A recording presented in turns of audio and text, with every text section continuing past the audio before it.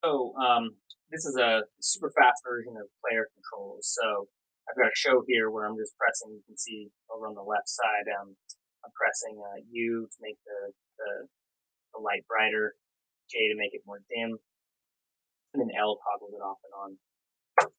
There's two other tutorials on player controllers that take a little bit of time, and this one's going to be super fast. So the way that we do it is from new. We're going to start with our box. Then we're going to, with horizons, select night, full moon. That makes it fast route, making it kind of dark in the space. Add a light, lift that light up, and now we've got kind of the scene that we can manipulate. We're going to do a player controller on what's called an overlay viewport, and we're going to add new overlay viewport from the plus button, overlay viewport. When you're in that viewport, you can't navigate because you're in kind of a two-dimensional screen space that lives on top of all your other viewports. So you'll want to be cognizant that if you can't move and you see a weird-looking toolbox, that you're in the overlay viewport. You're going to be moving back and forth between these two constantly.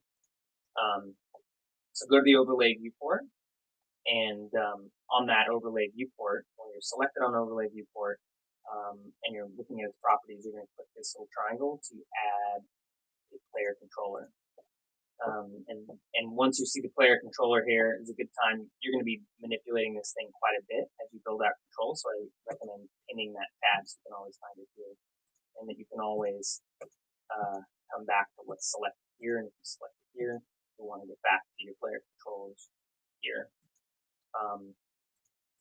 So with that, let's work on this player controller. So the player controller binds inputs, say on your keyboard or control pads or mouse, to scripts in Simmetri.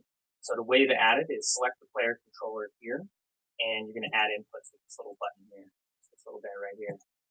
Add an on-off button input. Expand the player controllers should expand out, and you should be seeing an unnamed on-off button user input. So we're going to say, and this is a button that you press down and it calls true and it runs a function, and then when you release it, it calls false and runs that function, passing in the value false. So we're going to make this called on-off, okay?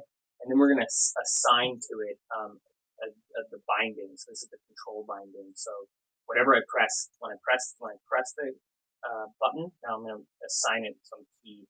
And this could be a MIDI key. If you have your MIDI plugged in before you start Simmetri, it'll lead to MIDI, a gamepad, et cetera, et cetera. So we're going to use the keyboard. I'm going to press on off. I'm going to press L. So the on off, once you type in a name here, it gives you the event down here. This is the hyperlink to the script itself. So it populates this Lua scripting window. Here's your function. On-off is the function that's going to get called when L gets pressed at this point, or whatever's bound here, whatever this is bound to. So when I press L, you'll see when I press in the space and I press L, you're seeing this get called. And that means whatever script in here is called. Cool. So what I want to do is I want to bring my light in here, and I want to toggle it off its active property on and off. So I want to basically do the equivalent of this. I want to go like this in this function. And so what I'm going to do is I'm going to drag the spotlight in to declare it here in the function and access it to define the unique ID. And I'm going to say spotlight active equals not what the spotlight active is. So whatever it is, if the active is true, I want it to be false. If it's false, I want it to be true. So this is going to work, but only to a point. So when I hold down L, I now have it dark, but when I release it, it goes back to light. So the way to get around this is because you're calling this twice. The first time you call it, you pass in a B value of true, and then the second time you're calling it, it's false. So we're going to say if the value equals true, then we're going to do this.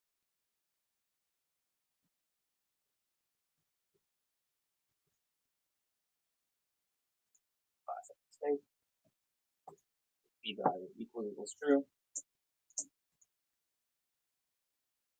if b value equals true, so that means that only when I press it down, we're going to toggle this spotlight to active, and then when I release, it'll call this again, but b value is going to be false, so it'll have to skip it. So press spacebar, L toggles it off and on. Awesome.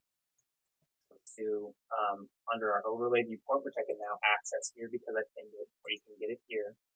Back to the player controller, and let's add 2 more. But this time we're going to add continuous button inputs. And this is going to be a button that we hold down to continuously sort of increase the brightness, and one to decrease the brightness. So we're going to call it just up. We'll call this other one down, and let's assign up to U. Click on it. Press to make it control. I press U, and on this one, I'm going to press J, and make sure you don't move the mouse. If you move the mouse, it will accept a mouse move.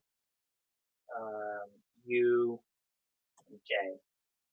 So now we have on up and on down. Little space between these. So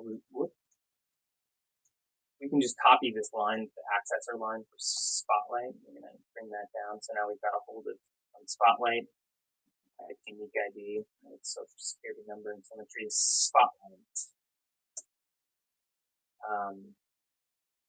And on the spotlight, we're going to do the following. Spotlight, we want to do this. We want to toggle the area radius. And so we're going to add a little bit every frame as we hold down. So spotlight dot camel face area radius equals spotlight dot area radius plus, and I discovered that this is the decent value 0.01. You can tinker with it to get there. And press play, you'll see that if I press U, it's actually running. Great, but we can't bring it back down until we copy this line. Oops.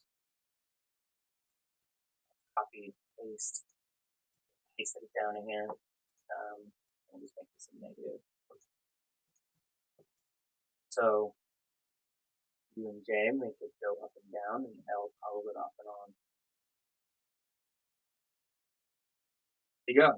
That's the faster version of player controls.